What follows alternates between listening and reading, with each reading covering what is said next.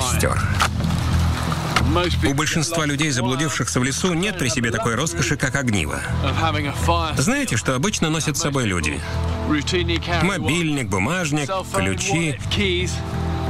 Но мобильник, даже сломанный, промокший, вполне может сгодиться для разведения огня.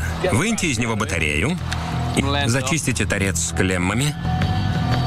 Но если он сломан, он все еще может вам пригодиться, только как крайнее средство.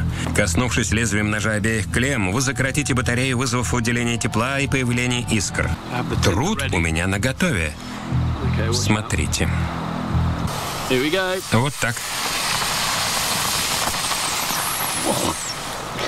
Вот, загорелось.